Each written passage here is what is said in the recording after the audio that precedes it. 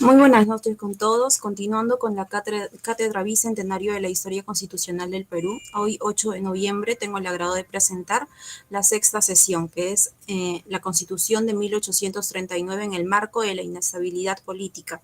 Esta clase estará a cargo del director y docente principal de esta cátedra, quien es el doctor Juan Vázquez Quispe, quien es abogado por la Universidad Nacional Mayor de San Marcos, con maestría en Derecho Constitucional y Derechos Humanos, con estudios de filosofía en la misma casa de estudios. Es docente universitario y presidente de ACFIE, Federación Peruana de Abogados. Adelante, doctor.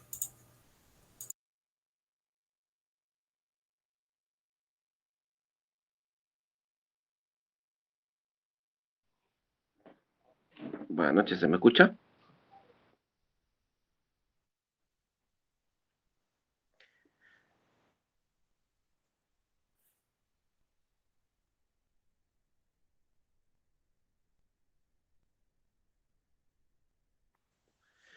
Muy bien, en primer lugar, muchas gracias por la presentación y muy buenas noches a todos. Agradecerle por su participación en esta sexta edición de la Cátedra Bicentenario de la Historia Constitucional del Perú. Para nosotros es un placer, una satisfacción continuar con este conjunto de sesiones, puesto que nuestro objetivo es promover el debate y el análisis de la historia política y constitucional del país para poder tener claro qué es lo que ha ocurrido en estos 200 años de historia republicana. Bueno, aunque yo en algún momento he señalado de que la república se consolida y se establece a través de la famosa capitulación de Ayacucho de 1824, lo que quiere decir que todavía no estaríamos en los 200 años. Pero bueno, es parte, en todo caso, del debate, parte del análisis que nos hemos propuesto compartir con cada uno de ustedes a través de esta plataforma y con el público mucho más amplio, mucho más grande, a través de Facebook Live, pero también a través de nuestro canal de YouTube. Aquellos que estén interesados en repetir o promover el debate a partir de las reflexiones que hacemos, están en todo caso invitados a suscribirse a nuestro canal de YouTube. Muy bien, hoy día vamos a evaluar, vamos a analizar una época particular de nuestra historia y para eso lo hemos llamado la época, en todo caso, hemos titulado esta sesión La Constitución de 1839 en el marco de la inestabilidad política. ¿Y por qué decimos la inestabilidad política y por qué hablamos de una inestabilidad política? Efectivamente, estamos hablando nos trasladamos a el año de 1833 más o menos. El año 33, después de la capitulación de Ayacucho, más o menos estamos hablando casi, en todo caso, casi 10 años de la proclamación o en todo caso de la firma de la capitulación de Ayacucho. Sí, ya el Perú tenía 10 años de experiencia independiente, o sea, ya había iniciado algunas experiencias de gobierno, como el caso de Gamarra, como el caso de Lamar, y finalmente ya pasábamos por dos periodos. Pero como decía Jorge Basadre en su libro La historia de la República, y sería importante estudiarlo o reestudiarlo, cuando señalaba de el nacimiento de un fenómeno político y de un fenómeno social. Político porque obviamente tenía que ver con el manejo de la cosa pública en el Perú, y social porque tenía una repercusión en la vida de todos los ciudadanos, en la vida del país. Y nos estamos refiriendo fundamentalmente al caudillismo. El caudillismo militar, que va a ser un fenómeno político y social, que van a ser a partir de el proceso de independencia, no era otra cosa que independencia. Ahora dejaron, en todo caso, de enfrentarse contra las fuerzas realistas para pasar a una confrontación interna por el manejo del poder por el manejo de la cosa pública. Y decimos esto porque en realidad en el país, desde el punto de vista político, no existía partidos. O sea, en un sistema democrático, eh, los, los actores o las instituciones que van a dar sustento a la vía política y democrática son los partidos políticos.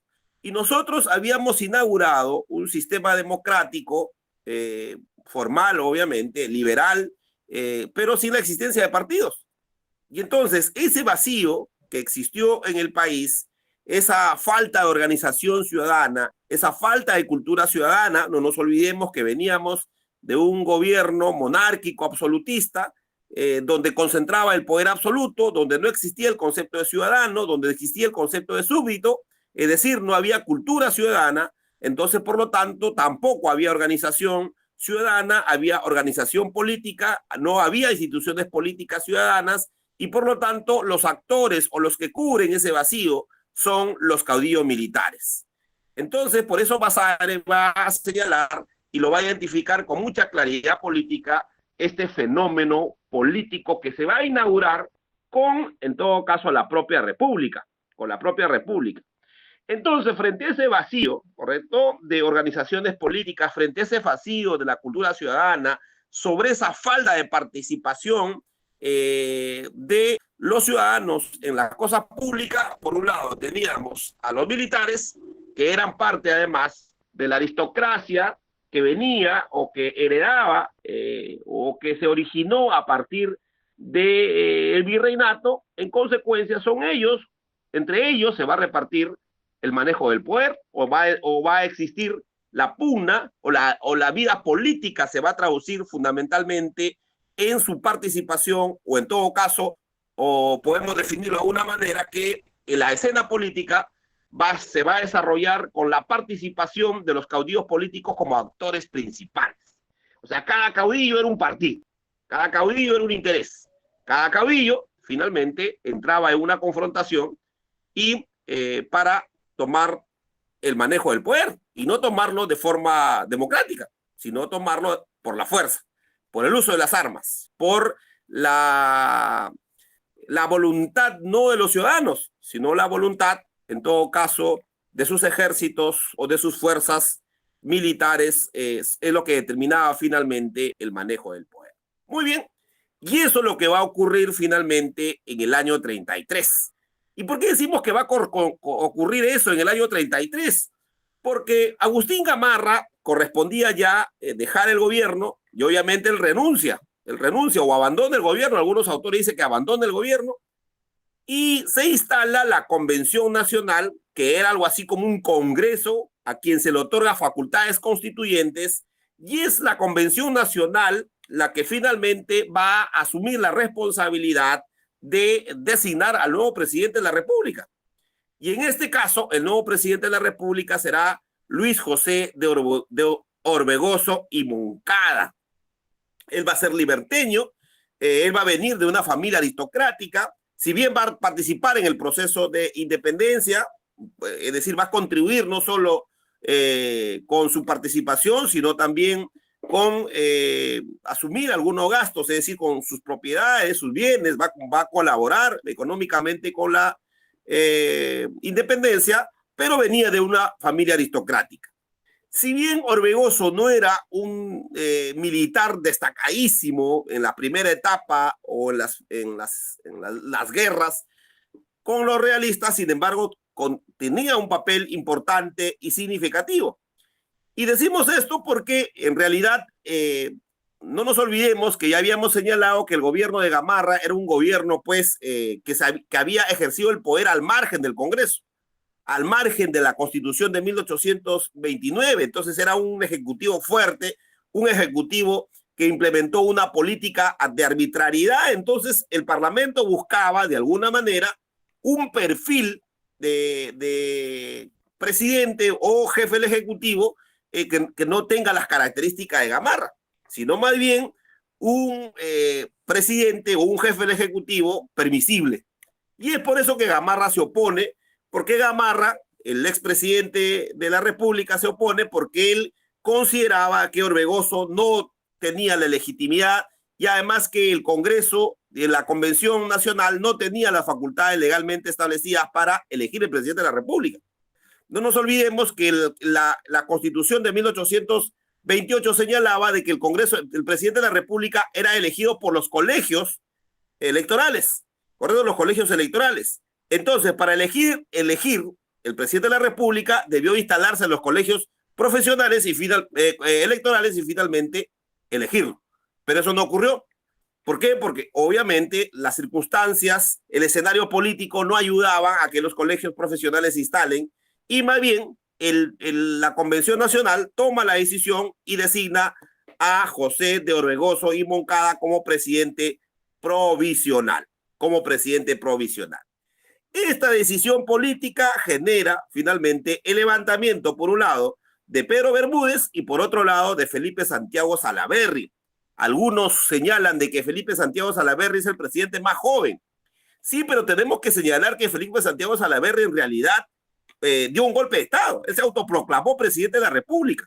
Lo mismo sucedió con Pedro Bermúdez, se autoproclamó presidente de la República. O sea, en ese momento teníamos 3 presidentes de la República. Uno elegido por la Convención Nacional y otros autoproclamados como consecuencia de una decisión unilateral, finalmente instalándose como consecuencia de un golpe de Estado, sustentado en la fuerza, sustentado en el control de las armas, y es finalmente el inicio de la primera guerra civil, o en todo caso una de las primeras guerras civiles por la toma del poder en el país. Es decir, por un lado estaba Bermúdez, por otro lado Salaverry y finalmente Orbegoso, quienes habían iniciado una guerra civil. En ese escenario de confrontar, por eso se llama el escenario de la inestabilidad política, en ese escenario, Orbegoso, que tenía el respaldo del Congreso de la República, de la Convención Nacional, la Convención entra a sesionar y elabora, inicia lo que la Constitución de 1828 llama la famosa reforma constitucional planificada, es decir, correspondía que en el año 33 la Constitución del 28 entrara a un proceso de evaluación política, a un proceso de confrontación con la ciudadanía, con la realidad político-social, y como consecuencia de ese gran debate constitucional, la Convención Nacional debía emitir ratificar la Constitución de 1828 o en su defecto proponer un nuevo texto constitucional o una reforma constitucional.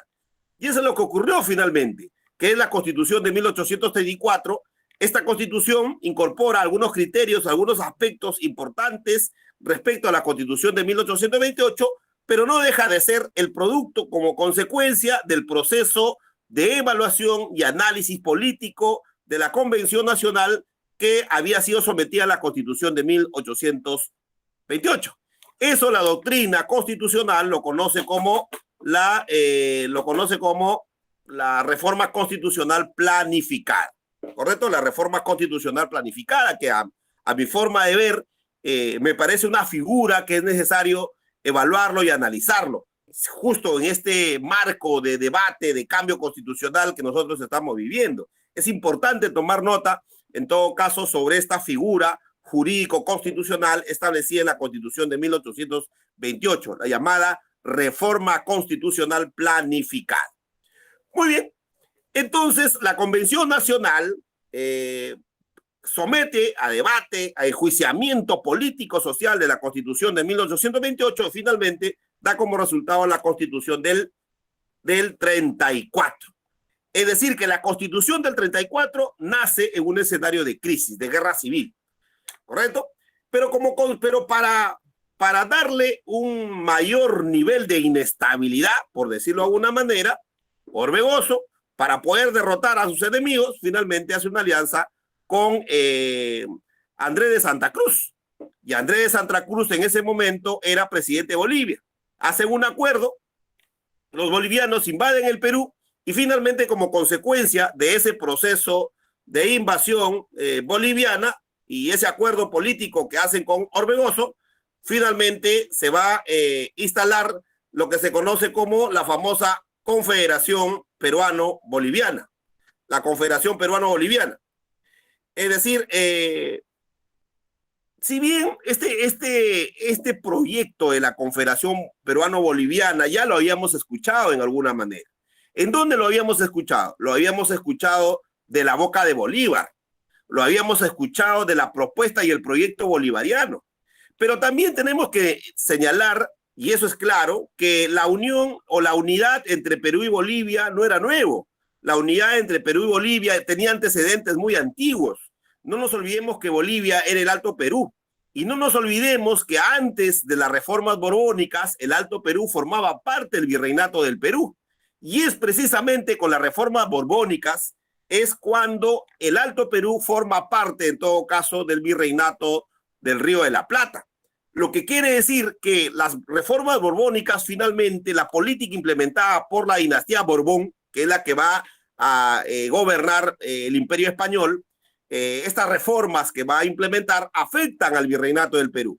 Y decimos que afecta porque lo divide, ¿correcto? Lo divide. Por un lado crea el virreinato del Río de la Plata, por otro lado crea el virreinato de Nueva Granada, y en el caso del Alto Perú pasa en todo caso a dominio y jurisdicción del virreinato del Río de la Plata. En consecuencia, entre el estado, ¿no?, entre el sur del Perú y Bolivia existía pues una relación comercial muy antigua que tiene antecedentes muy antiguos. Y lo que se buscaba, finalmente, se entiende a partir de los discursos y a partir de la propuesta política de ese momento, es restablecer esa relación comercial entre Perú y Bolivia, es decir, entre el Perú y el Alto Perú. ¿Correcto? O sea, como idea, a mí me parece por lo menos importante, significativa.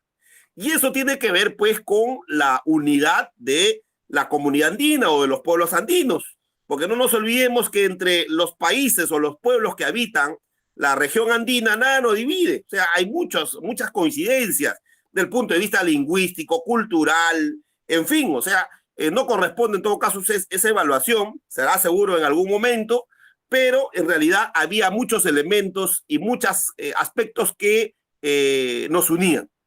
Y por lo tanto, desde mi punto de vista, la experiencia de la Confederación Peruano-Boliviana no fue una mala idea, fue una buena idea.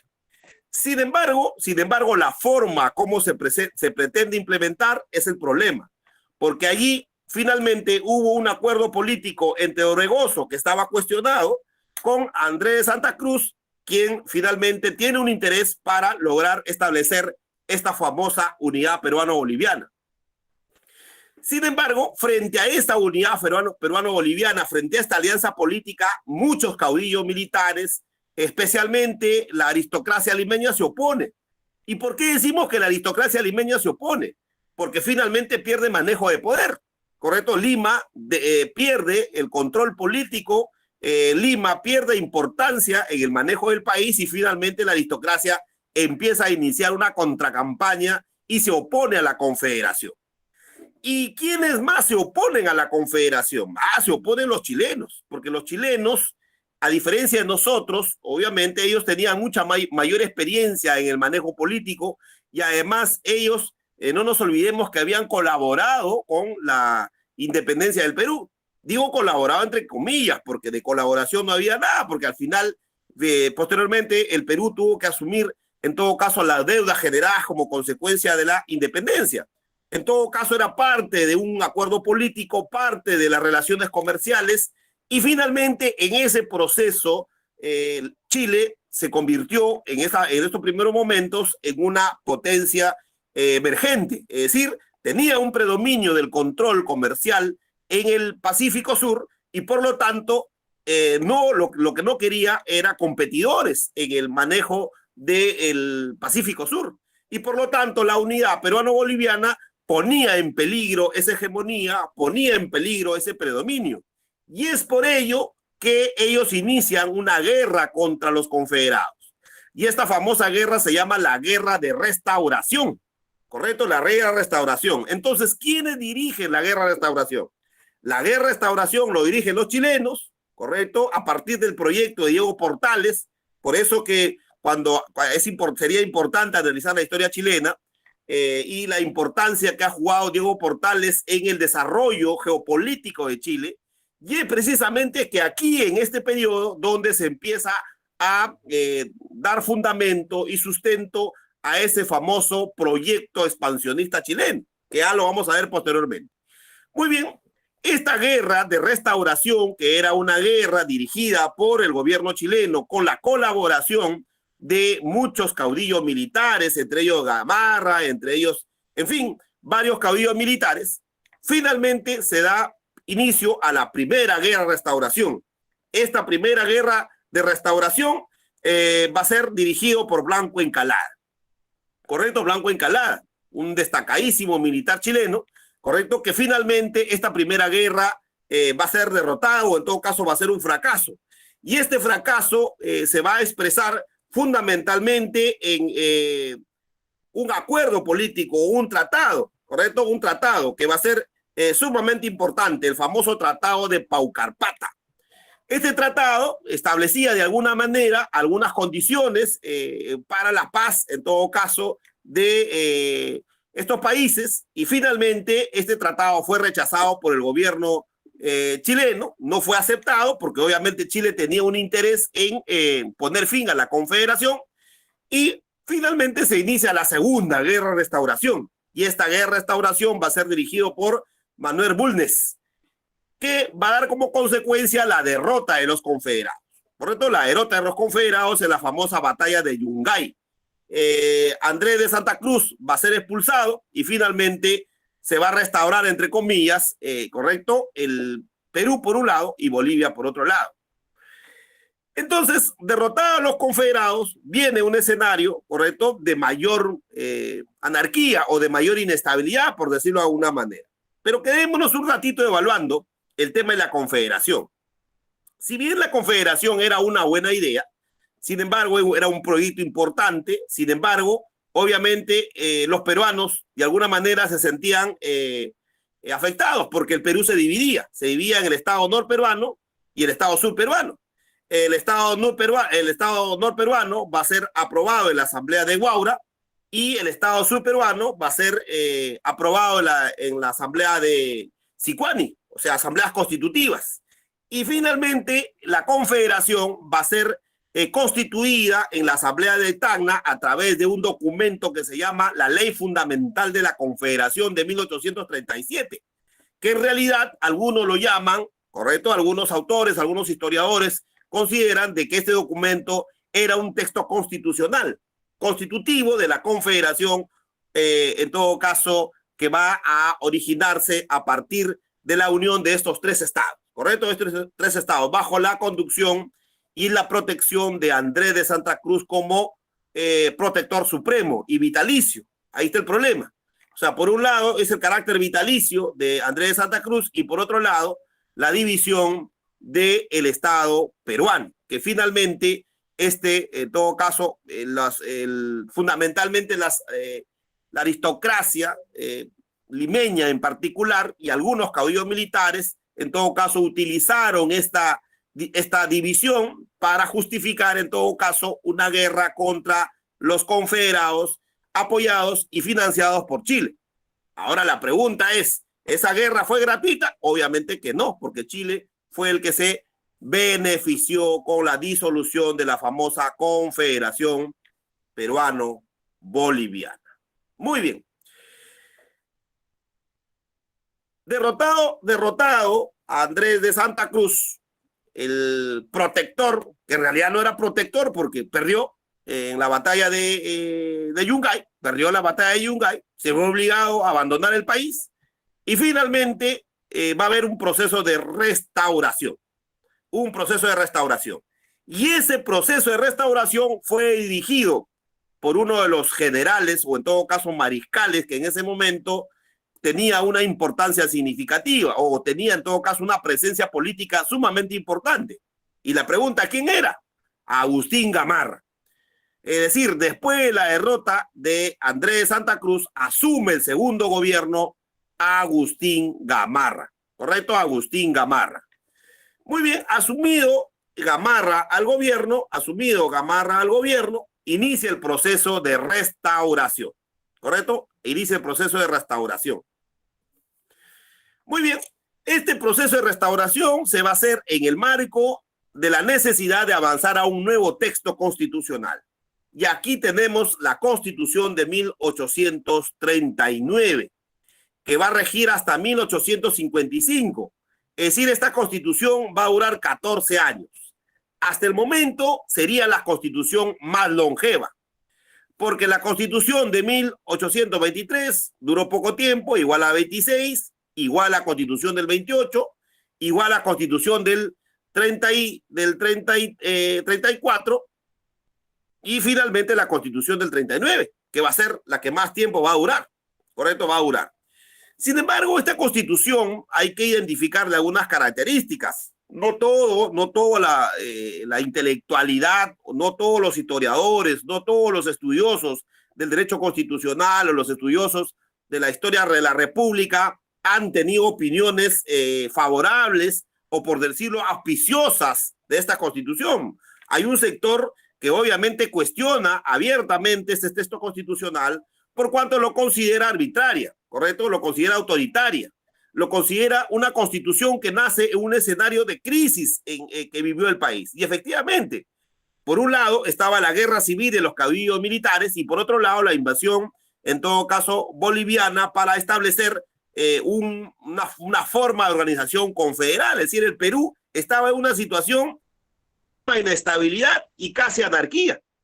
Y decimos casi anarquía porque en realidad había pues una dispersión y eso evidenciaba un gran infantilismo pues en los líderes políticos de la época, especialmente los caudillos militares, que no estaban pensando en el país, que no estaban pensando en construir un proyecto de país que solucione o que permita en todo caso un desarrollo mucho más equilibrado, sino más bien estaban pensando en ellos. Miren, ya estábamos en el año 39, o sea, en el año 39 más o menos, casi 15 años después de la independencia, y si tomamos en cuenta la proclamación de la independencia, que es en 1821, ya estamos hablando de casi 20 años, ¿correcto?, de experiencia independiente.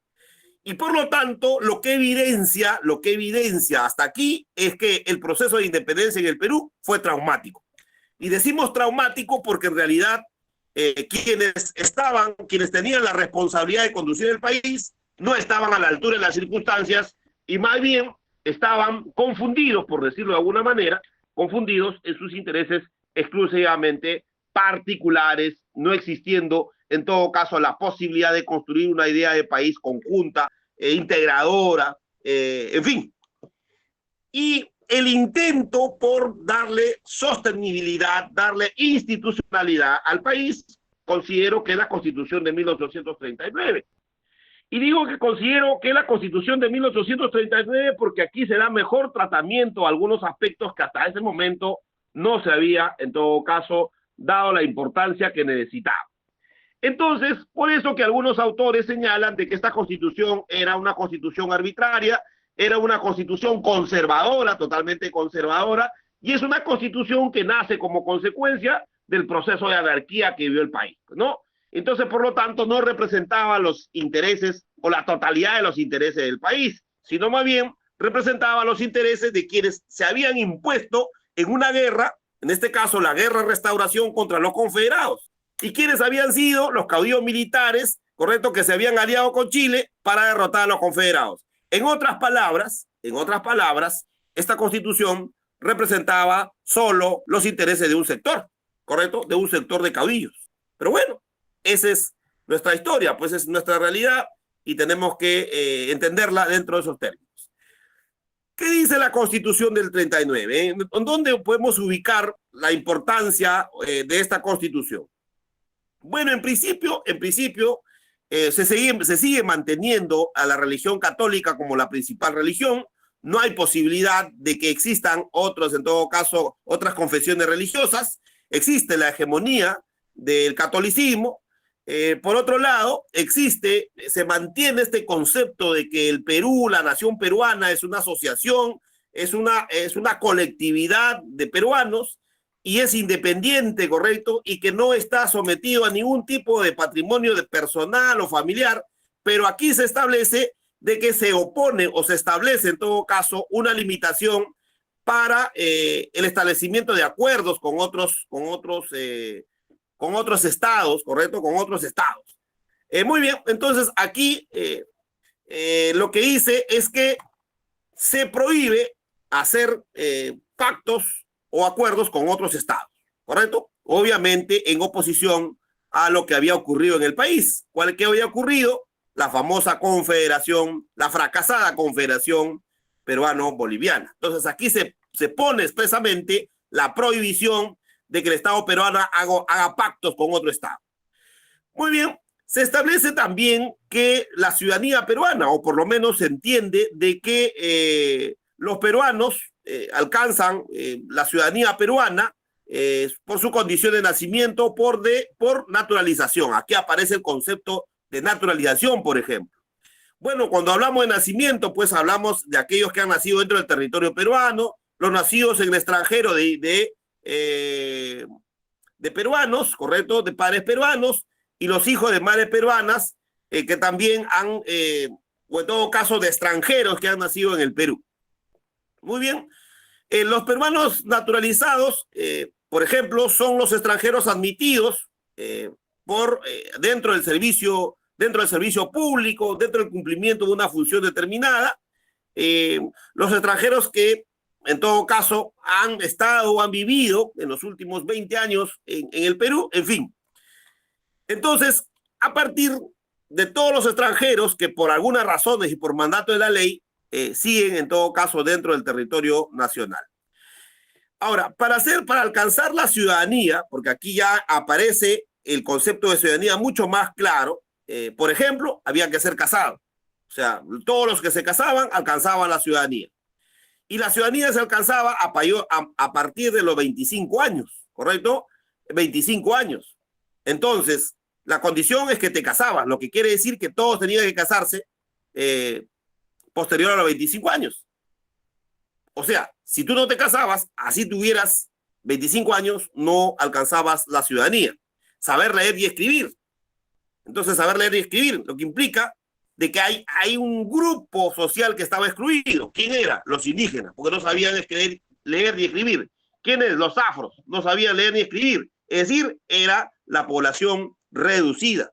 Entonces, ahí hay un criterio excluyente, por ejemplo, de la ciudadanía.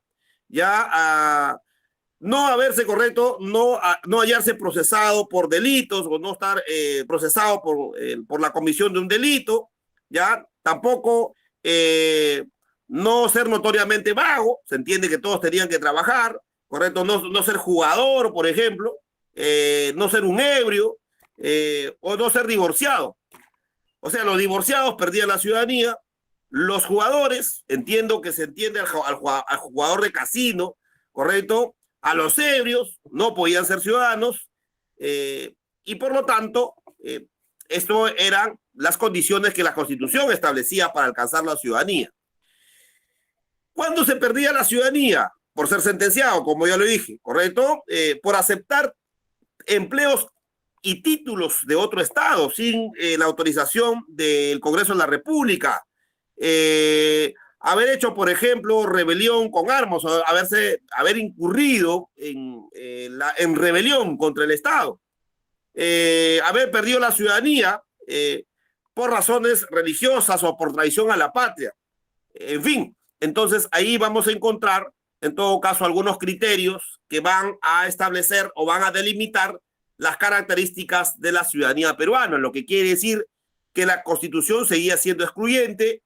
O sea, no era una constitución integradora, entonces los constituyentes que habían elaborado esta constitución tenían una visión sesgada, en todo caso, del concepto de ciudadanía. Pero bueno, esa era la realidad, lo que evidencia finalmente de que el país no era un país con una visión integradora, sino más bien excluyente, por supuesto. Por supuesto que era excluyente, marginadora, como ya he señalado, estaban marginados las poblaciones originarias y fundamentalmente la población afro. ¿Correcto? La población afro, peor aún, y eso se expresaba en el hecho de que no sabían leer, eso se expresaba en el hecho de que no eran casados, eso se expresaba en muchas situaciones que finalmente el texto constitucional va a establecer. Muy bien, respecto a la forma de gobierno, aquí se reafirma la posición de ser de naturaleza representativa, ¿correcto? Se plantea aquí aparece un nuevo concepto, que es el concepto de origen popular, Entonces, es popular y representativo, ¿correcto? El ejercicio de la soberanía, aquí cuando hablamos de soberanía, nos estamos refiriendo a que nos estamos refiriendo al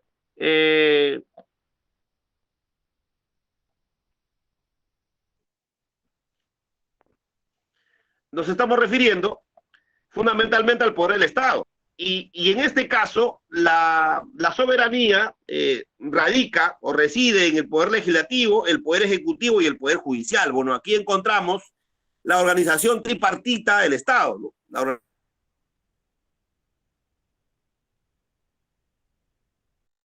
Estado. Por un lado, el poder ejecutivo, por otro lado, el poder judicial y por otro lado, el legislativo. Aquí se establece también la necesidad y la obligación de los poderes del Estado a desarrollarse en el marco de la Constitución, lo que quiere decir que no podrían ir más allá de la Constitución. El principio de primacía constitucional, por ejemplo, de alguna manera, ¿no? Se va a establecer una organización interna a través de los prefectos, ¿correcto? El prefecto, que es una autoridad departamental, ¿ya? Y existirán los subprefectos, que es una autoridad provincial. Aquí ya no aparecen las municipalidades, hecho que de alguna manera lo encontramos en la Constitución del 34. Aquí las municipalidades pierden en todo caso un nivel de importancia comparada a la Constitución de 1834. Aquí más bien se crea la figura del prefecto, ¿no? Del prefecto y el subprefecto como autoridades internas o subnacionales, pero estas autoridades no gozaban de autonomía ni administrativa ni política. Entonces, por lo tanto, esto formaba parte de la estructura administrativa que tenía el Estado o que se buscaba en todo caso desarrollar y fortalecer el Estado. Muy bien. Entonces, ahí tenemos de alguna manera la estructura del Estado, ¿no? La estructura del Estado. Respecto al poder legislativo, aquí se mantiene uno de los principios que va a predominar en casi toda la época republicana, especialmente el criterio del sistema parlamentario bicameral. O sea, la bicameralidad en la Constitución de 1939 se mantiene. Por un lado, la Cámara de Senadores, por otro lado, la Cámara de Diputados. La Cámara Mayor y la Cámara Joven, ¿correcto? La Cámara Mayor y la Cámara Joven. ¿Y por qué decimos la Cámara Mayor y Cámara Joven? Porque la Cámara Mayor, para ser senador, por ejemplo, se requería ser mayor de 40 años, ¿correcto? De 40 años. Y para ser diputado era una edad menor, ¿correcto? Una edad menor. O sea, se alcanzaba la ciudadanía a los 25, a los 30 era diputado y a los 40 éramos senadores. Es decir, las personas alcanzaban su amplitud. ¿En dónde? Se perdió, en todo caso, bueno, alcanzaba su plenitud a los 40 años. Muy bien.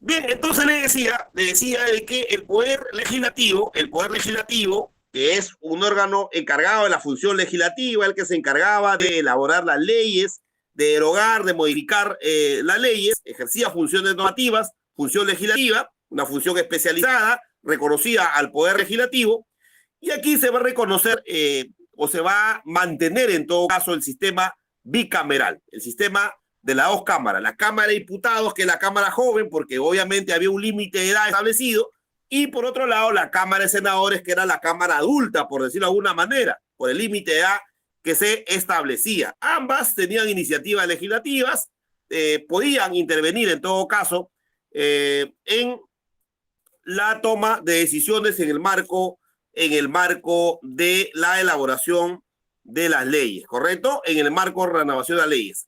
Pero otro aspecto que hay que tomar en cuenta es que en esta constitución se va a establecer una renovación de los diputados por cada 2 años, ¿correcto? O sea, se va a establecer un sistema de renovación por 2 años, ¿correcto? Por 2 años, un sistema de renovación por periodos, De igual manera, en la Cámara de Senadores también se va a establecer una renovación por periodos, ¿correcto? Es decir, además de que existía la bicameralidad como sistema parlamentario, también existía la renovación por periodos, ¿correcto? La renovación por periodos tanto de los diputados como de los senadores, ¿correcto? De los senadores.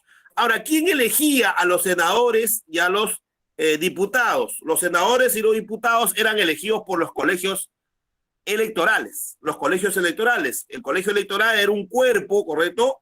Encargado de elegir a los diputados y senadores. Ahora, la diferencia con otras constituciones es que en otras constituciones se hablaba de una calificación, de una división o de una diferenciación entre colegios electorales. Aquí no, aquí esa diferenciación se supera y más bien se mantiene en todo caso el concepto de colegio electoral únicamente. El colegio electoral no solo elegía a los diputados, sino también elegía a los senadores y al presidente de la República, ¿correcto? Elegía al presidente de la República. Muy bien. La Cámara de Diputados, obviamente para ser elegido diputado había que alcanzar la ciudadanía. Primero, había que ser ciudadano, había que cumplir todos los requisitos para ser ciudadano, ¿correcto? Se establecía de que para ser elegido diputado, este diputado era elegido por provincia y debía nacer en la provincia, ¿correcto? Debía nacer en la provincia. Entonces, por lo tanto, hay un vínculo ahí con el espacio territorial al cual se representa. En consecuencia, ahí vamos a tener una característica particular. Ahora, también se establecía de que tenía que ser peruano de nacimiento. O sea, lo que quiere decir que los extranjeros no podían ser elegidos diputados. Tenía que tener 30 años como mínimo, ¿correcto? 30 años como mínimo. Es decir, si tú alcanzabas la ciudadanía de los 25 años, no podías ser diputado. Tenías que cumplir los 30 años. Bueno, además, para ser diputado, se tenía que tener una determinada renta, ¿correcto? O que se demuestre la existencia de una determinada renta. Entonces, ahí hay una diferencia respecto a las demás constituciones. ¿Y por qué decimos aquí? Porque aquí ya no se establece como requisito fundamental el tema de la propiedad o el tema pecuniario. O sea, este concepto, por ejemplo, ya aquí pierde importancia o pierde relevancia. Y eso, desde mi punto de vista, es un paso adelante, ¿no? Un paso adelante en el tema del fortalecimiento de la ciudadanía. Bueno, no es tan importante, fundamental, pero creo que es significativo y hay que subrayarlo. ¿Quiénes no podrían ser elegidos diputados? El presidente de la República, los ministros de Estado, los consejeros del Estado, los prefectos no podían ser elegidos. Los militares de los departamentos y provincias tampoco podían ser. En fin, entonces ahí vamos a encontrar que existían ciertas limitaciones para el ejercicio o para la elección de los diputados. En el caso de los senadores, la Cámara de Senadores en principio estaba conformada por 21 miembros, ¿correcto? 21 miembros colegiados. Ya, 21 miembros colegiados. Estos eran también elegidos por los colegios electorales. Para ser senador se requería también ser ciudadano de nacimiento, ejercer la ciudadanía plenamente, tener 40 años de edad tener, bueno, aquí también hay un criterio rentista, un criterio económico, pecuniario, porque se exigía en todo caso la necesidad de mostrar determinada renta. Los diputados no podían ser senadores, o era diputado o era senador, eh, y además también los senadores, ¿correcto? Tenían, se ejercía una prerrogativa importantísima, que era que no podían ser perseguidos, no podían ser procesados en el ejercicio de su función, ¿correcto? Ya esto conocido como la inmunidad parlamentaria no es un tema nuevo. La inmunidad parlamentaria ya había aparecido en la Constitución vitalicia de 1826 y de alguna manera también se establece en la Constitución del 34. Sin embargo, aquí con mayor claridad se va a definir el tema de la inmunidad parlamentaria tanto a los diputados como a los senadores, ¿correcto? A los senadores. Muy bien. Aquí entonces encontramos un sistema bicameral, En el caso del Poder Ejecutivo, el que va a ejercer la conducción o va a ser el jefe supremo del Poder Ejecutivo, así aparece el término jefe supremo del Poder Ejecutivo, es el presidente de la República. Entonces aquí hay una definición, ensayar una definición. ¿Quién es el presidente de la República? El jefe supremo del Poder Ejecutivo. Miren, ese es un concepto que me parece sumamente importante subrayarlo, ¿no? Subrayarlo porque define la característica del presidente de la República, lo que quiere decir que la presidencia de la República es un título, ¿correcto? Un título. Y ese título implica el ejercicio de una función. ¿Y cuál es el ejercicio de la función? Ser jefe supremo del Poder Ejecutivo, ¿correcto? Ahí me parece un criterio sumamente importante. Para ser presidente, obviamente, de la República, se necesitaba las mismas cualidades o los mismos requisitos para el senador de la República. Es decir, ser mayor de 40 años, ser elegido por los colegios profesionales, perdón, por los colegios electorales y finalmente ser ciudadano de pleno ejercicio. ¿Correcto? En pleno ejercicio. Ahora, aquí aparece un concepto del sistema electoral mayoritario, ¿correcto? El sistema electoral mayoritario, porque solo podía ejercer la presidencia de la República el candidato que había logrado el 50% más uno de la elección, ¿correcto? De la elección. Entonces aquí aparece, de alguna manera se va perfilando este nuevo sistema electoral que posteriormente lo vamos a evaluar seguro con mayor claridad. Muy bien, ¿y qué pasa si había empate entre los candidatos? ¿Quién resolvía? El Congreso de la República, ¿correcto? El Congreso de la República. El Congreso de la República era encargado de definir, en el caso de empate, en el caso que no se supere el 50% más uno, en el caso, por ejemplo, de que no se haya logrado cumplir en todo caso las formalidades y los procedimientos establecidos para elegir el presidente de la República, quien designaba era el Congreso de la República. Entonces, aquí tenemos un criterio que es necesario precisarlo. O sea, si bien se habla o se establece en todo caso una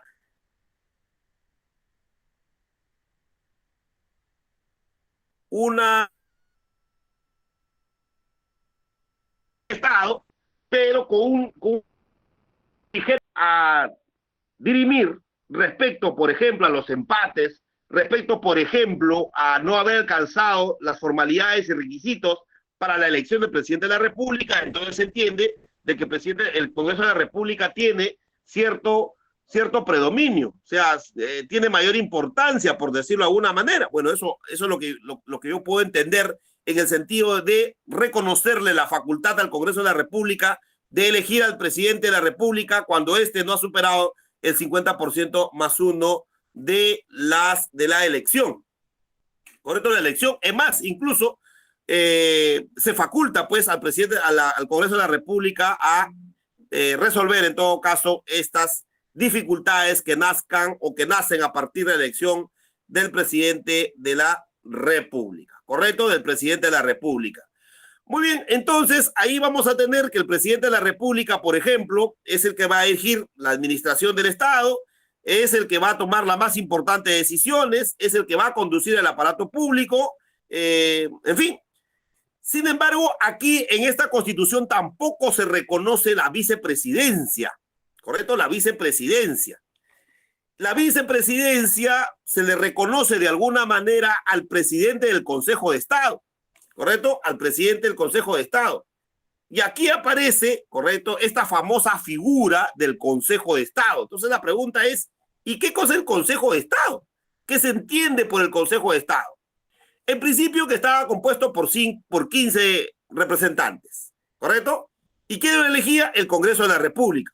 Es decir, era un órgano colegiado en principio. Ahora, los requisitos para ser miembro del Consejo de Estado son los mismos para que se exigen para el senador, o sea, mayor de 40 años, ¿correcto? Mayor de 40 años. Muy bien, ¿quiénes no podían ser consejeros? ¿Quiénes no podían ser miembros del Consejo de Estado? Los generales y jefes, por ejemplo, de las Fuerzas Armadas, los ministros de Estado, por ejemplo, bueno, era presidido en todo caso por uno de sus miembros, ya era presidido uno de sus miembros, y al final, en todo caso, este organismo vela por la observancia de la Constitución y las leyes. La observancia de la Constitución y las leyes. ¿Qué quiere decir? Que ellos se encargaban de garantizar el cumplimiento de la Constitución, del cumplimiento de la ley. Lo que quiere decir de que si alguien, por ejemplo, vulneraba la Constitución o vulneraba la ley, ¿a quién había que recurrir? Al Consejo de Estado. Entonces podemos decir que este Consejo de Estado es un antecedente a lo que hoy conocemos como el Tribunal Constitucional. Bueno, en realidad es un órgano jurídico, es un órgano político porque su origen es político. Sin embargo, se le reconoce esta capacidad de la observancia de la Constitución y de las leyes, ¿correcto? De las leyes, que bueno, es un criterio que en las otras constituciones no lo habíamos observado, pero bueno, aquí se presenta en todo caso esta facultad. Muy bien, entonces ahí vamos a tener al famoso Consejo de Estado, ¿correcto? El Consejo de Estado.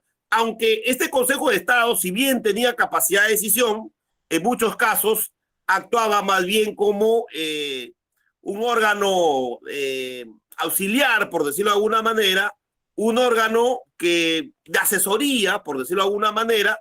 Entonces, por lo tanto, sus decisiones en el ámbito administrativo en realidad eran prácticamente limitadas, ¿correcto? Limitadas. Muy bien. Creo que la principal función era la de observancia de la Constitución y la ley, que es la que me parece más importante. Aquí aparece otro concepto, un antecedente sumamente importante que hay que subrayarlo, el concepto de la policía. Aquí aparece por primera vez el concepto de la policía. Dice que en cada departamento habrá un intendente de policía, ¿correcto? Un intendente de policía, es decir, había una figura, un funcionario público que se encargaba del orden interno. ¿Quién era? El intendente policial, ¿correcto? Que estaba a su mando algún cuerpo subalterno, ¿correcto? Un cuerpo subalterno. Estos se van a ubicar en la capital de departamentos, en la capital de provincias, y obviamente van a estar de alguna manera relacionados con los subprefectos, que son los que se van a encargar también del orden interno. Muy bien, entonces, pero aquí también aparece el famoso síndico, o los síndicos, ¿correcto? Que es una figura que finalmente que tiene un tratamiento constitucional, ¿no? El famoso síndico. Muy bien, pero también aparece otro concepto, que es el concepto de la fuerza pública, ¿ya? El concepto de la fuerza pública. ¿Y quién conformaba la fuerza pública? La fuerza pública lo conformaba la Fuerza Armada, perdón, el Ejército, la Armada, cuando hablamos de la Armada, se refiere a la Marina y la Guardia Nacional. Todos ellos en la fuerza pública, ¿correcto? Ahora, la fuerza pública expresada fundamentalmente en la Armada, no era deliberante, no le reconocen capacidad deliberativa. Muy bien, entonces ahí vamos a tener, por ejemplo, a la fuerza pública conformada por el Ejército, la Armada y la Guardia Nacional, ¿no? La Guardia Nacional. Muy bien. Pero también vamos a encontrar en esta Constitución las famosas garantías constitucionales, ¿correcto? El concepto de garantías constitucionales. Este concepto de las garantías constitucionales, de alguna manera, tenían un criterio fundamentalmente institucionalista. Sin embargo, vamos a establecer claramente que no es el concepto que hoy día tenemos de garantías constitucionales, ¿no? Y ese concepto que hoy día tenemos de las garantías constitucionales, de alguna manera, va a tener relevancia en lo que la propia Constitución conoce como las garantías individuales. Y cuando hablamos de las garantías individuales, estamos hablando de los derechos, ¿correcto? De los derechos. Y cuando hablamos de las garantías constitucionales, estamos hablando que este tiene un carácter institucional, ¿correcto? Tiene un carácter institucional. ¿Y por qué decimos institucional? Porque se refiere fundamentalmente a la estructura institucional cuando se habla de garantías constitucionales. En cambio, cuando se habla de garantías individuales, se refiere a los derechos individuales de las personas, ¿correcto? El derecho individual de las personas. Por ejemplo, nadie nace esclavo de la República, ¿no? Se mantiene este viejo concepto, o en todo caso este concepto importante que había nacido con la República. ¿Qué más? Hoy día se le reconoce un conjunto de derechos a las personas, ¿correcto? Por ejemplo, la inviolabilidad de las comunicaciones, ¿no? Expresado en el hecho de que no podría, el derecho al secreto de las cartas, que eso tiene que ver el derecho a los correos, es decir, la inviolabilidad de la comunicación, que todos somos iguales ante la ley, por ejemplo, todos somos iguales ante la ley, el principio de igualdad. Otro aspecto importante, es importante también que todos los ciudadanos podían acceder a los empleos públicos, ya el principio de igualdad, igualdad de oportunidades, de alguna manera. También tenemos que entender de que el derecho a la buena reputación, por ejemplo, el derecho a la buena reputación es importante. Eso tiene que ver con la imagen, que es un derecho que ha sido o que se mantiene en todo caso en nuestros textos constitucionales. Por ejemplo, también se mantiene la necesidad de las propiedades, por ejemplo, el derecho a propiedad, se reconoce el derecho a propiedad, y también se va a establecer que los extranjeros podían gozar de derechos civiles, por ejemplo, derechos civiles, tan igual como los peruanos. Entonces ahí se entiende también un aspecto fundamental e importante. Entonces ahí vamos a encontrar que la Constitución va a establecer los derechos individuales bajo la figura de las garantías individuales, que no es otra cosa que el conjunto de derechos que se le reconoce a las personas. Y por último, aquí se va a establecer el concepto de la reforma constitucional, ¿correcto? La reforma constitucional, es decir, la posibilidad de reformar la Constitución. Entonces, en este caso, se va a establecer la posibilidad de la reforma de la Constitución por artículos, ¿correcto? Por artículos, o sea, de forma parcial, ¿ya? De forma parcial. Y esta capacidad se le reconoce al Congreso de la República. Es decir, el Congreso de la República tendrá la facultad de proponer las reformas constitucionales que sean necesarias, ¿correcto? La misma que son debatidas y analizadas a través de una comisión especial, y es el presidente de la República finalmente el que va a promulgar o va a reconocer la legalidad o va a hacer público en todo caso estas reformas constitucionales. Es lo que se conoce ahora como la promulgación de las normas, y en este caso la promulgación de una reforma constitucional. Entonces, constitucional. Y por lo tanto, ahora, pero aquí se reconoce la posibilidad de observar una reforma constitucional. O sea, el presidente de la República podía observar una reforma constitucional. Miren qué importante este criterio de la observancia de las reformas constitucionales. En consecuencia, es el Congreso de la República que el reconocido, el facultado para promover las reformas constitucionales, que podían hacerse de forma parcial, ¿correcto? De forma parcial. Muy bien, entonces ahí tendríamos lo que se conoce como la Constitución de 1939. Una constitución, si bien para muchos conservadora, una constitución impuesta, en todo caso, por un sector de los caudillos militares, nacida como consecuencia de los conflictos políticos internos de los caudillos militares y también como resultado de la victoria de una guerra externa, especialmente la guerra de restauración, es decir, una constitución que se elaboró y la única constitución que se ha elaborado fuera de Lima, porque esta constitución se estableció en el Congreso de Huancayo, ¿correcto? En el Congreso de Huancayo. Por eso se dice que esta constitución es de origen huancaína. Sería el único documento constitucional que se discutiría fuera de Lima. Más allá de esas particularidades, aquí tenemos, en todo caso, de alguna manera, las características que hemos identificado de esta famosa Constitución. Muy bien, la pregunta es, elaborada la Constitución, promulgada la Constitución, emitida la Constitución, ¿se resolvió los conflictos políticos que existían entre los caudillos militares? La respuesta es no. Al contrario, se profundizó. Y decimos que se profundizó porque hablábamos de que Gamarra había llegado a ser instalado como su segundo periodo como consecuencia de la victoria de la guerra restauradora, es decir, con el apoyo chileno. Gamarra finalmente llega a ser presidente provisional e inicia su segunda gestión. Su principal problema era qué hacer con los chilenos. No hubo otra cosa que pagarle, en todo caso, las remuneraciones de aquellos que habían participado en la guerra.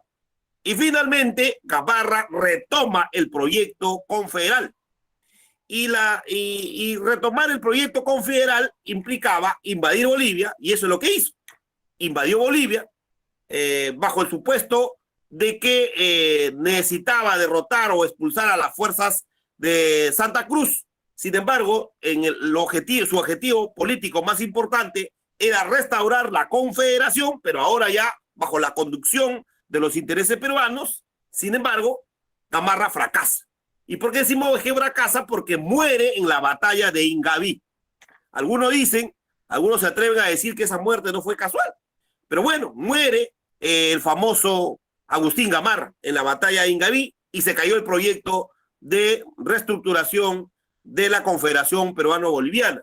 Y la muerte de Gamarra generó un periodo que se conoce como el periodo de la anarquía. Es decir, no hubo un periodo de tanta inestabilidad, o sea, donde la inestabilidad era profundamente notoria, sino posterior a la muerte de Gamarra, ¿correcto? Es decir, ahí se estableció una situación sumamente difícil para el país y que esa finalmente va a terminar con el famoso directorio de Vivanco, ¿correcto? El directorio de Vivanco, que no era otra cosa que un gobierno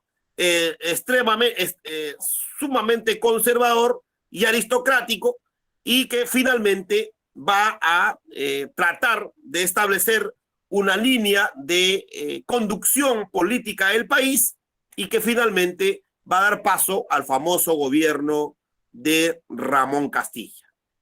Ese tema será debatido en la próxima reunión porque obviamente con esto cerramos. Es decir, la Constitución de 1939 no solucionó la crisis política, no solucionó la inestabilidad política predominante, sino más bien esa inestabilidad se profundizó a tal punto de una anarquía total y absoluta.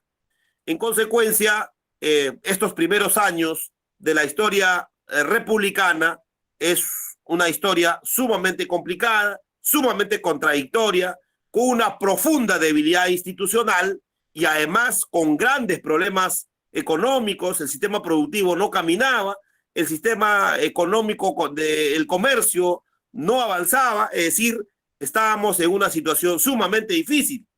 Pero a partir del 40, a partir de la década del 40 en adelante, la situación cambia. Y decimos que la situación cambia porque el Perú se va a convertir a partir de ese momento en el principal exportador y comercialización del guano. Es decir, si alguien salvó al Perú, por lo menos en este primer periodo, va a ser el guano, que no era otra cosa que los excrementos de las aves guaneras, que tenían una gran importancia en la actividad agrícola, especialmente en Europa, y donde el Perú se convierte en el principal exportador y comercializador, que eso es un tema de otra historia. Muy bien, por mi parte, muchas gracias, y si hay algún comentario, alguna pregunta, yo con mucho gusto estoy para absolverla, y si no podré, lo haremos en otra reunión. Para mí será un placer. Muchas gracias más bien a todos los que están participando, y muchas gracias también a todos los que nos están siguiendo por las redes sociales. No sé si hay alguna pregunta, algún comentario, estoy a su disposición.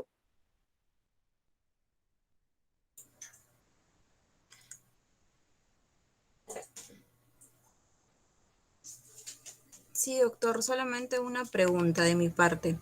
Ya que usted ha mencionado acerca de las restricciones y las debilidades de esta Constitución, ¿qué opina usted acerca de que en aquella época solo se alcanzaba la plena capacidad política a los 40 años? ¿Podría considerarlo usted también como una debilidad política en aquella época? Porque finalmente, actualmente, a los 35 años es que se puede alcanzar la plena capacidad política también, como ejercer el cargo de presidente de la República. ¿Qué opina usted acerca de ello?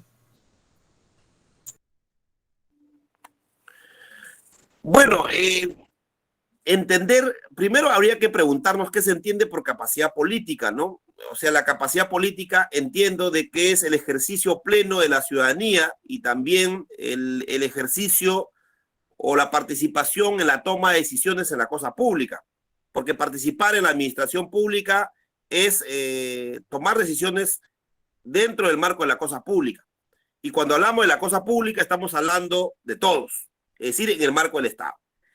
Si eso es así, entonces yo me atrevería a decir que sí, efectivamente, había una desconfianza respecto a la juventud por su inexperiencia, supone, pero esa desconfianza se mantiene. No nos olvidemos que para ser, por ejemplo, hoy día miembro de la Corte Suprema, hay que ser mayor de 45 años.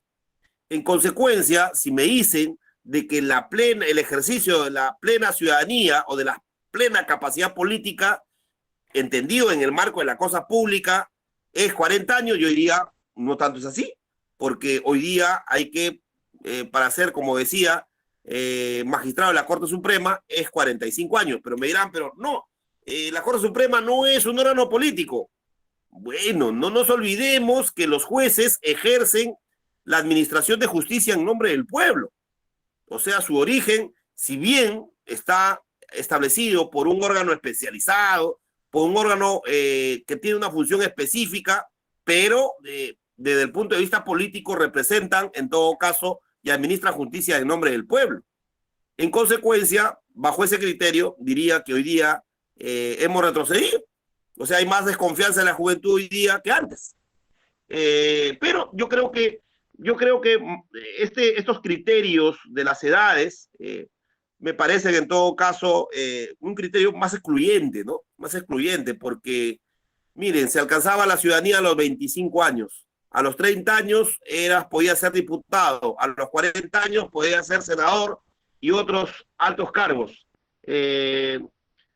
Hoy día alcanza la ciudadanía a los 18 años, pero ¿hasta qué edad puede ser diputado o congresista? Mayor de 25 años.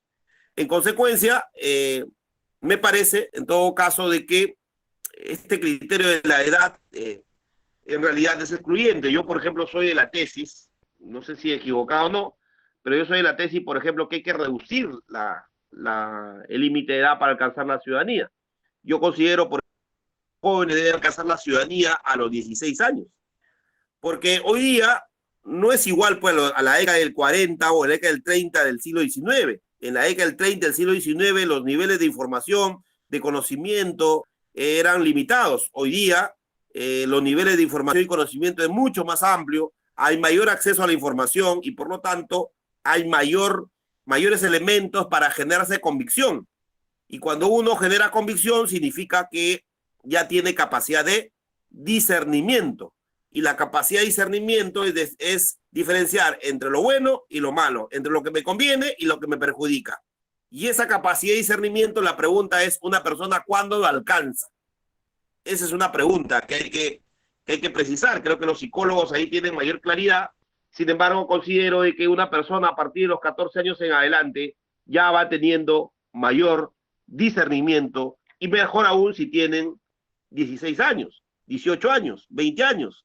Es decir, su capacidad de discernimiento está en función de su información, de su nivel educativo, de su entorno, en fin, de varios factores. Entonces, en consecuencia, sí, pues, la edad siempre ha sido utilizada como un criterio de discriminación y por lo tanto no nos diferencia mucho lo que ocurrió en esa época.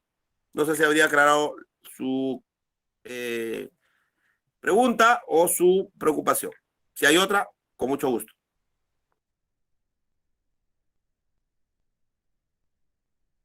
Sí, doctor, relacionado a ello también en cuanto al periodo presidencial que ha variado. En la Constitución de 1839 se establecía el periodo presidencial, se amplió en todo caso a 6 años y actualmente estamos en 5. Entonces, ¿qué opina usted acerca de ello? ¿Cree que es un aspecto positivo o negativo?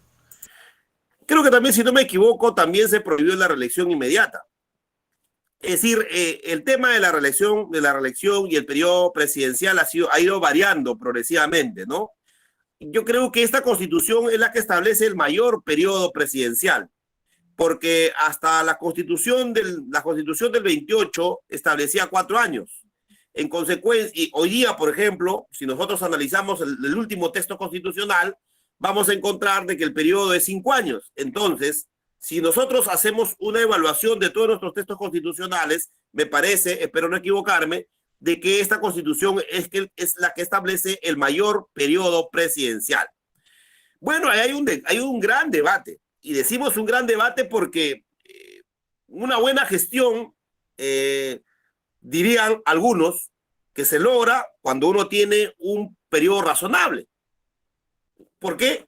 Porque obviamente tú tienes que tener un periodo de conocer la gestión, de ubicar cómo funciona la estructura administrativa, viene un periodo, una etapa de consolidación y finalmente ya de cumplimiento de los objetivos y las metas. Entonces, diríamos que los 6 años de alguna manera permitían que el jefe de Estado pueda cumplir los objetivos y las metas, porque a veces los periodos muy cortos no permiten en todo caso tomar adecuadas decisiones. Y ese era uno de los criterios, por lo menos entiendo, de que fundamenta la necesidad de incrementar el periodo presidencial. En consecuencia, yo, por ejemplo, no estoy de acuerdo que los periodos sean cortos, sino más bien prudenciales, que permitan en todo caso al funcionario tomar adecuadas decisiones y poder implementar una política de planificación. Ojo, que es muy importante.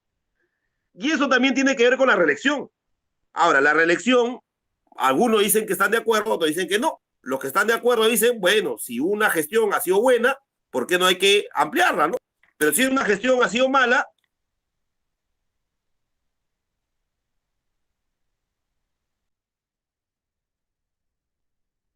bueno, son los ciudadanos los que finalmente van a determinar la continuidad o no. En esa época no había sufragio directo. No había sufragio directo. Se hacía a través de los colegios electorales. ¿Correcto? Entonces, por lo tanto, también podía prestarse, pues, a un conjunto de manejos y a un conjunto de maniobras. Y es importante también entender que en esa época tampoco existían partidos políticos. Entonces, el sistema democrático tampoco no era de todo el fuerte.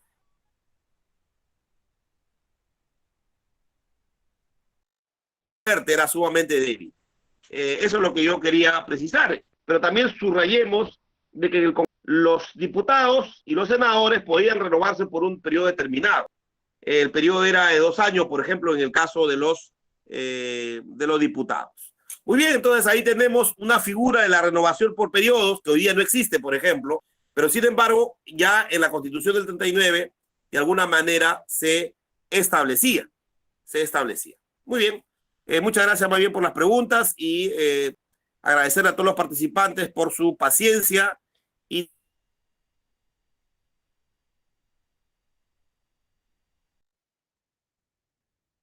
también saludarlos a cada uno de ustedes por seguirnos. Seguro que absolverlas como corresponde. Por mi parte, muchas gracias y muy buenas noches.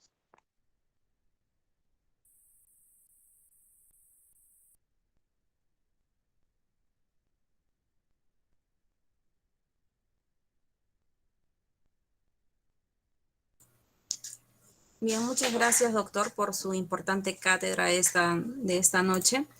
Muchas gracias a todos los que nos están siguiendo en el Facebook y a los participantes del Meet. Hasta aquí la sexta sesión. Muchísimas gracias a todos y buenas noches.